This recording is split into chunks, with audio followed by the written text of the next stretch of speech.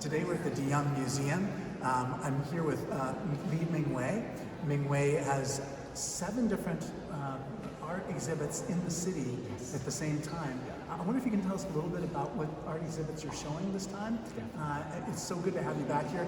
Mingwei was our artist in residence in 2002. Thank you, Malcolm. I'm so happy to be here with my dear family of Grace Cathedral. At DeYoung Museum, actually I have 6 works. Well, 6 works, but 1 work is already in dormant state. So that work is finished. But the 5 works here are letter writing project. So please come and take the chance to write a letter or 2 to people who that you wanted to say thank you, or to forgive, or even just say, hey, I miss you.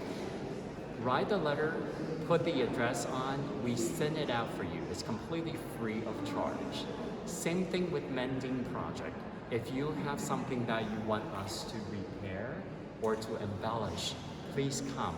We have a volunteer mender who is sitting behind the table with needle and thread, ready to create this beautiful work for you, just for you. In this room, we have what we call the Peaceful Kingdom, based on Edward Hicks' painting from early 1800. So he was a Quaker, and he thought about what peace is and should be, so painted this particular painting here, which is within the DeYoung Museum collection. Since then, I have invited 39 artists to look at Edward Hicks' painting and their own idea of what peace could be. So now we have 3 artists from San Francisco, and all the other ones are from Berlin, from Taiwan, Hong Kong, Korea, where this work has been exhibited.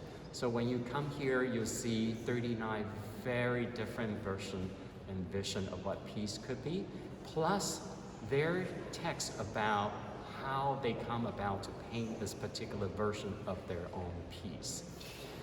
The other work in here is called Sonic Blossom.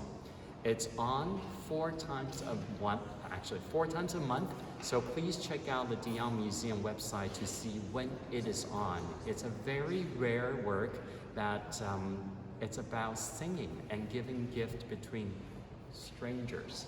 Today, when we go up to the gallery upstairs, you might hear someone singing Schubert's Lieder. And if the fate calls for, the singer might come up to you and say, may I give you a gift of song?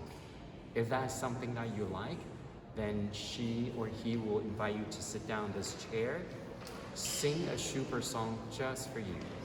It is an incredible experience because we often do not have an opera singer singing a song just for us. In a very ritualized way, with very particular costume. When I heard this, what happened was my wife, Heidi, was chosen. Yes. And it was during a time of her life where she was just had so many demands on her. She was working so hard, and no one could see it in the world. I was the one who knew that at 2 o'clock in the morning, her face was glowing because she was sending emails. You know, and to see her sit and receive it, I broke down in tears. Yes. To see this woman who deserved the gift so badly, getting the gift. Yeah, it's incredible. It's so powerful. You can't even use words to describe it. And then Guernica, he was here too.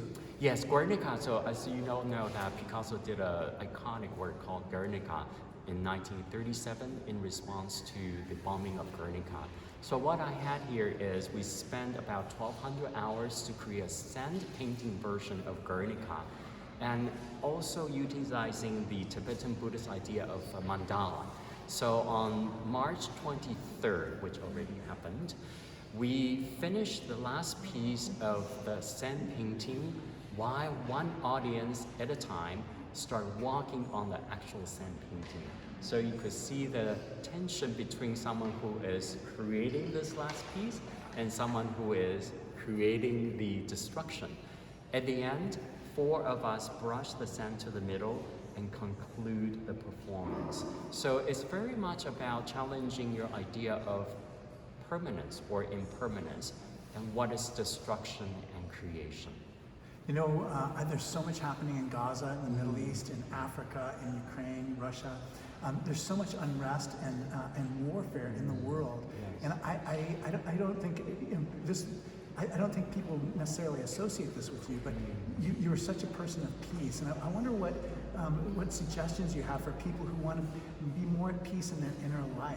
You know, what they may do to experience that kind of peace. Good question. Yeah. I really believe that we all are beautiful human beings, that we all know what peace is. It is important to find time and place to look inward, to look into yourself and what that is and where that is, to find that point of grace and kindness in you, and you see it, it's in you. Oh, Mingwei, we're so grateful to have you showing us around the De Young Museum today. What a blessing it is to see you again. Oh, and also please come to Minnesota Yes, Street right, that's Project. right, exactly. The show is called Each Breath a Dance, Chaque Souffle une Danse, and it's actually, the C started with Grace Cathedral Yes. because of the candles. So it's every Thursday, Friday at 7 p.m. or Saturday and Sunday at 2 p.m. The performance is 40 minutes. Very simple. You'll see a dancer lighting 60 candles and also terminating 60 candles. It's very much about cycle of things, of life, of seasons, of flame. And as you mentioned, that there are so many things happening in the world that it's time to take a deep breath and look around what is happening. Yeah. Well, I'm so grateful that you're an agent of peace out there in the world. My name is Malcolm Clemens Young. I'm the Dean of Grace Cathedral in San Francisco. Thanks for watching More Good News.